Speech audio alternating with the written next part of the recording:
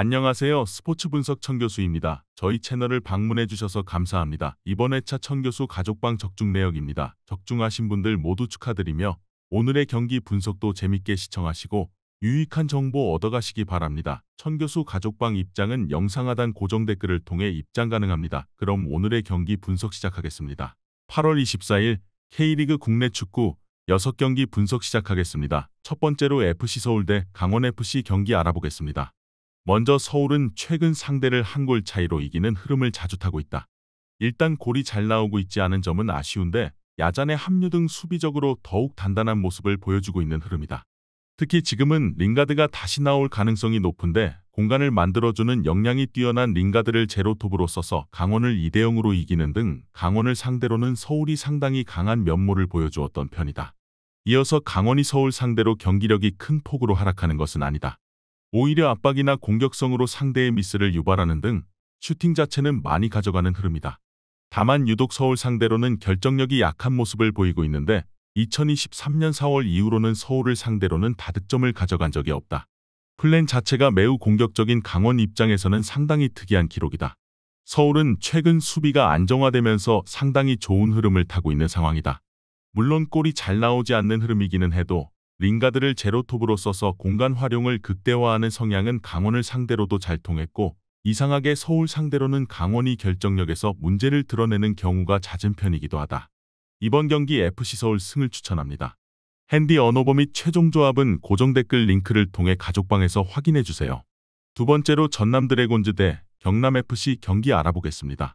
먼저 전남은 일단 경남과 붙는 매치에서는 난전 상황이 자주 나오는 중이다. 최근 기세가 좋은 편은 아니지만 이장관 감독은 분위기 따라서 전술을 실리적으로 바꾸는 타입이 절대로 아니다. 다만 라인을 높이는 효과가 오직 마이너스만 있는 것은 아닌데 상대의 빌드업을 방해해서 상대 진영에서 공격을 할 수 있다는 장점이 있다. 수원 삼성전에서도 골 기록은 상대의 빌드업을 공략해서 넣었던 케이스였다. 이어서 경남이 올 시즌에는 상당히 닭공기질을 보여주는 편인데 문제는 오버페이스 문제가 심각하다는 것이다. 박동진 등 공격진들의 힘이 좋아서 따라잡는 모습을 보여주고는 있지만 선제골 실점 비중이 높아서 결국 끌려다니는 상황을 커버하기 위해서 체력이 빠지고 다시 다음 경기에서의 난조로 이어지는 부작용으로 꾸준히 이어지고 있는 중이다. 일단 두 팀이 모두 라인을 올리고 승부하는 성향이다. 올 시즌 두 번의 매치에서도 다득점 상황이 나왔다. 대신 경남의 오버페이스 문제가 있고 특히 전남의 경우는 상대의 빌드업을 저격해서 추가적인 찬스를 만드는 것으로 대응할 수 있다. 경남이 먼저 골을 허용하는 빈도가 너무 높다는 것도 포인트다. 이번 경기 전남 드래곤즈 승을 추천합니다. 핸디 언어버 및 최종 조합은 고정 댓글 링크를 통해 가족방에서 확인해주세요. 경기 분석 잘 보고 오셨나요? 다음 경기 분석 보시기 전에 천교수 가족방 입장하시는 법 안내해드리도록 하겠습니다. 첫 번째로 영상 하단 댓글을 클릭해주세요. 두 번째로 링크를 클릭하신 후 세 번째로 채팅 참여하기 클릭하셔서 문의 주시고 답장 기다려주시면 됩니다. 남은 영상 유익한 정보 얻어가시길 바라며 이어서 다음 경기 분석 시작하겠습니다. 세 번째로 인천FC 대 전북현대 경기 알아보겠습니다. 먼저 인천에는 낭보와 비보가 동시에 있다. 일단 낭보는 지난 경기에서 교체로 제르소가 복귀를 했다는 것이다. 카운터를 갈 때 기동력으로 상대를 눌러버리는데 역할을 해줄 수 있어 주포인 무고사보다도 영향력이 더 높은 자원이라고 볼 수 있다.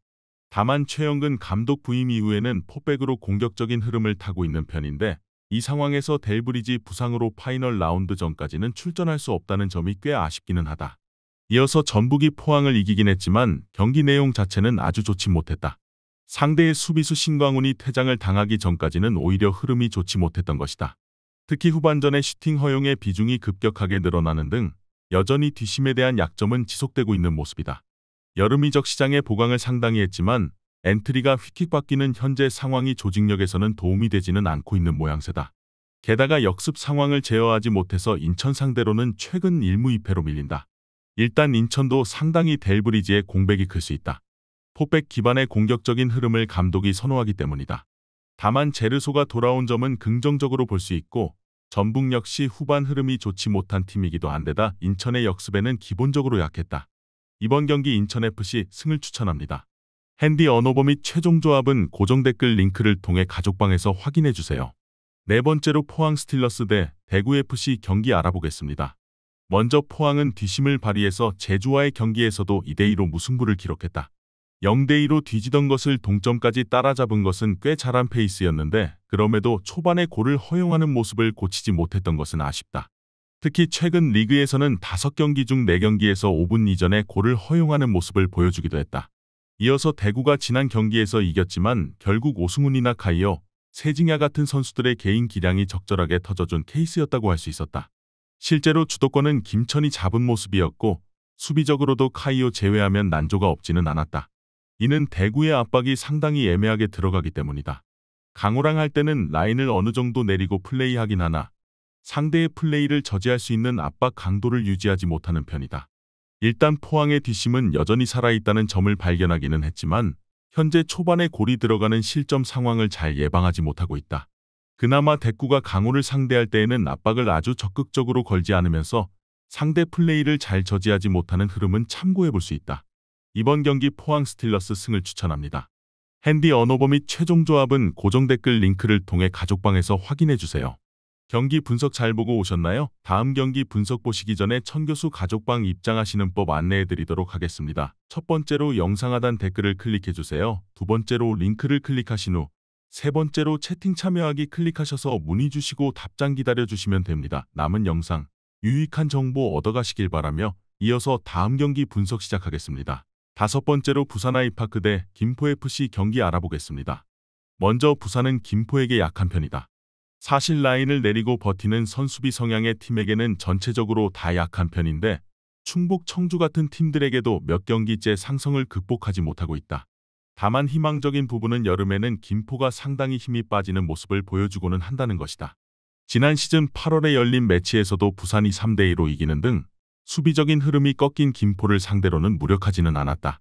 이어서 김포가 안산을 상대로 2대0으로 이겼지만 50%의 슈팅을 유효로 허용하는 등 수비적으로는 아직 흐름이 아주 좋지는 않다고 볼 여지가 있을 것으로 보인다.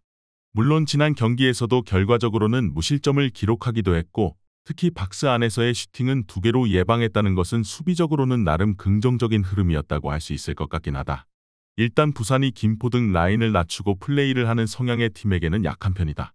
다만 김포의 수비적인 흐름 자체가 여름에는 처지는 경우는 많은 편이기도 하고 지난 시즌 8월에도 부산이 3대2로 승리를 거두는 등 김포가 체력이 빠진 시점에서 보여줄 수비적 능력치는 의심을 해보아야 할 듯하다.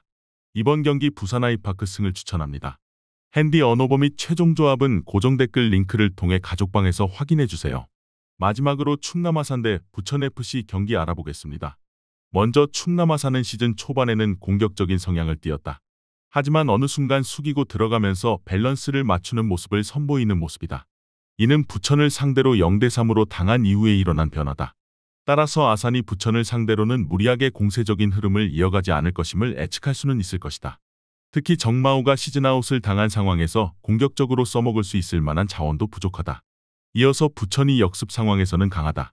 지난 경기에서도 이랜드를 격파하면서 전체적으로 수비와 중원의 두터움을 잘 이어가고 있는 모양새다. 다만 아산이 수비적으로 나서는 상황에서는 안양이나 전남 같이 라인을 쭉 올리고 승부를 걸어야 하는데 이 상황에서는 부천이 크게 화력이 돋보이는 모습을 보여주지는 못하는 편이다. 주도하는 스타일에는 부천의 전진 능력이 조금은 더딘 편이다. 일단 부천을 상대로 한 경기에서 크게 패한 이후로는 아산이 크게 공격력을 투사하는 식으로 나서지는 않는 편이다. 오히려 수비와 역습을 중시하는 모습을 보여주면서 상당히 수비적인 흐름으로 이어지는 중이다. 부천 역시 자신들이 주도하는 흐름에서의 전진 능력은 더딘 편에 속한다. 전체적으로 골이 잘 터지지는 않던 대진 흐름에서 벗어나지는 못할 것으로 보인다. 이번 경기 무승부를 추천합니다. 핸디 언어버 및 최종 조합은 고정 댓글 링크를 통해 가족방에서 확인해 주세요.